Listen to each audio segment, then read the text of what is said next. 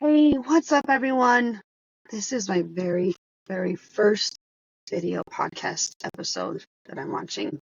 Sitting in my car, holding my phone. I'll get updated equipment eventually, but right now I'm going to start doing some videos. So, exciting thing.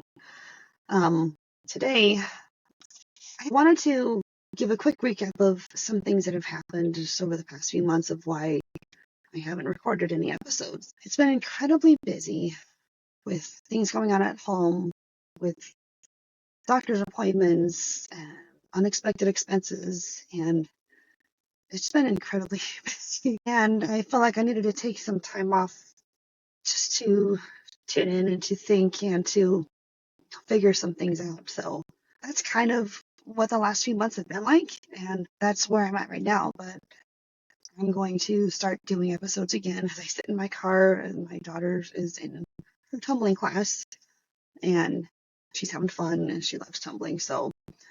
But today I wanted to talk about something that happened a few months back. In mid-October, I took my 17-year-old daughter to an event that our good friends put on called Teen Mastermind Live. It was in a little town called Roseburg, Oregon, and it was very, very cute little town. Very green and lots of hills.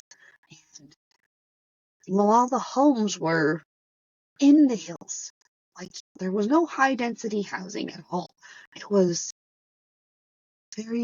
had a very lovely small town feel to it, and the whole town is like pretty much Christian, and they're very kind and very conservative. That's the word I'm looking for. So the event was there in this little town of Roseburg, Oregon, where they live, and it's a mastermind 3-day event for teens to learn how to maybe be an entrepreneur, or what they can start doing if they have some kind of business idea. And so my 17-year-old was exposed to this entrepreneur world at a previous event in Cancun. The event was called Unlock the Secrets in Paradise, that another entrepreneur, Russell Brunson, puts on for his members of his different mastermind groups. And so that's where the teen mastermind was started, and that's where these teens collaborated, and they decided to form this group called Teen Mastermind Live. And then they started having weekly calls and talking about things, and then it's just kind of cascaded from there to this event that they put on. So that's where I was in Roseburg, Oregon, in mid-October with my 17-year-old. And while we were there, on the last night of the event, it was just a 3-day event. They did a fun country folk dancing event where we all they called it the Teenpreneur Ball, where we all dressed up and we all got to dance and learn some fun dances and have some delicious food. Delicious, it was Russian food. Very, very good. The thing I want to mention here about this event was I met someone. I won't say his name, but he kind of made an impact on me. And I'll tell you why. At first, I looked at him and I wondered why he wasn't eating. And he said, "Oh, I've got a G tube, and I'll just take this food home and blend it up in my blender, and push it into my G tube." And I'm like, "Oh, well, that kind of sparked my interest because I work with pediatric patients who have tracheostomies and who have G tubes, and so I immediately was fascinated because anything medical, or I just kind of, I want to ask questions of." So he kind of told me a little bit of his health history. He said he had smoked for a long time and got esophageal cancer, so this is why he had the G tube. And he had undergone multiple rounds of chemotherapy. It sounded like he'd had it pretty rough. And he told me his story. We talked some religion, we talked some spirituality. I'm a Christian, he's a Christian, no, we're differing faiths, but we found common ground. I listened to him, I listened to his story, asked questions, shared my beliefs. Another thing he mentioned was that it took him 18 years to come to Christ, or to be converted to Christianity. And that his wife had waited that whole time for him.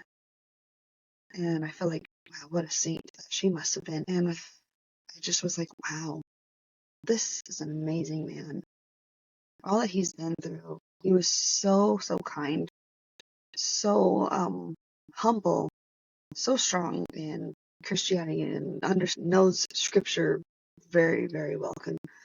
Another thing about some of these people is they can all like just quote scripture from the Bible, and they're very spiritual. And that's something that I just really came to love about this little town here.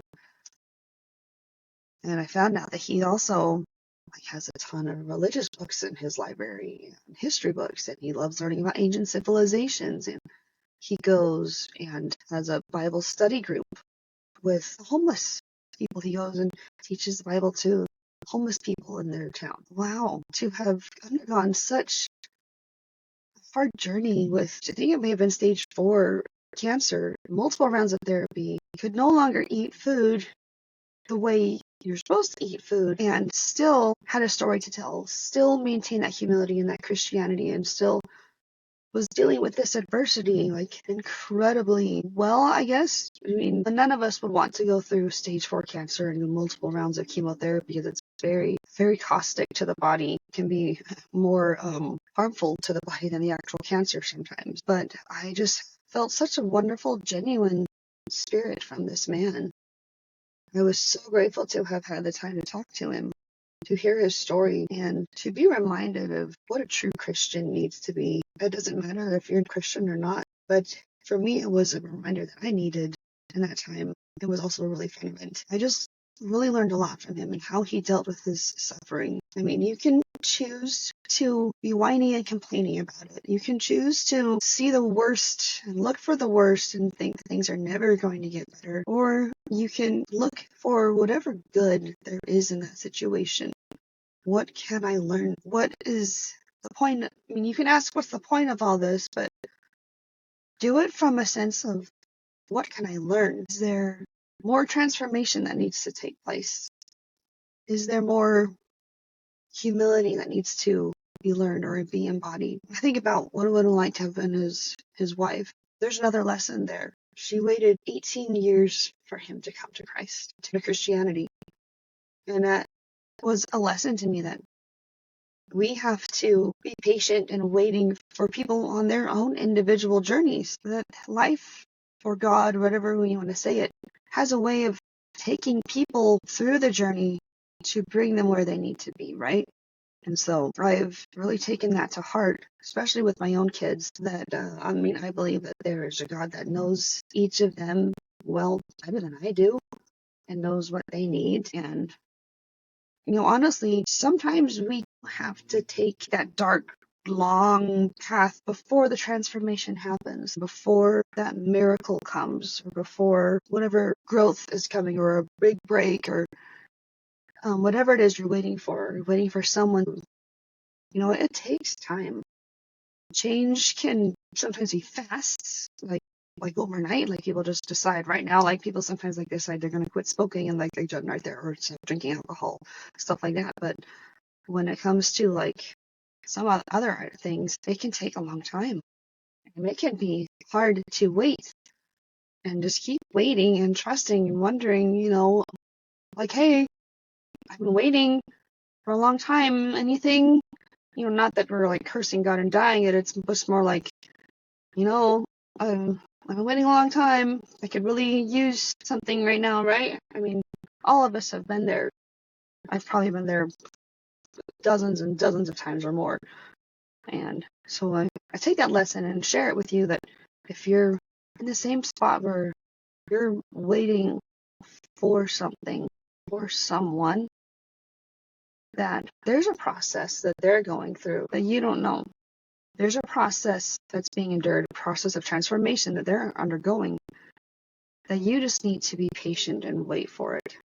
It's not your journey to criticize. It's not your place to judge and to ostracize that person in their journey. It's our job to love them and support them and find out how can we help them in their journey, or what can we learn ourselves. A lot of times we're the ones that are going to learn the patience, right? It's hard to wait, right? No one likes to wait. It's one of my biggest flaws, I would say is just my lack of patience. Called impatience. My goodness.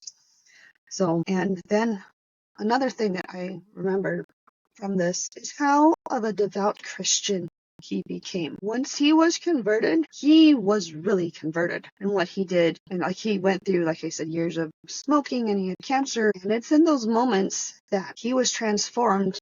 And then he really became a believer. And he went above and beyond from there. If you're waiting for something, there is a good chance that the transformation you're waiting for could be this type of transformation that you're hoping for. For him, he's on his own journey to become his own sparkling gem, whatever resonates with him or whatever resonates with you. You know, we're on our own journey, but his face was warm and bright and his demeanor was kind and soft. And that's really what it's all about, right? We're here to be more humble, be more soft, kind, caring. And that's what all these trials do. And then we're going to get on the other side of it. And we won't even recognize ourselves. Like, whoa, like I am not the same person. I feel totally different. And then it feels good to have that change. And it's like, I'm so glad that I went through that. And now that I feel so much better and I have so much love for myself that I was able to get through that. And so I wanted to share just that message with you to hopefully help you in your situation. That the transformation process is so important. It's meant for each person individually, and it's going to be hard. You got to be in it for the long haul because I don't know how many millions of years does it take for a diamond to be formed? A long time, at least that's what research shows, and it's not meant to be easy. So I hope that that resonates with you all today. I'm going to try to be very consistent with doing these episodes. I really hope that you have a wonderful, amazing day. I'm happy to share this time with you. Thanks for tuning in, and I'll talk soon. Bye, everyone.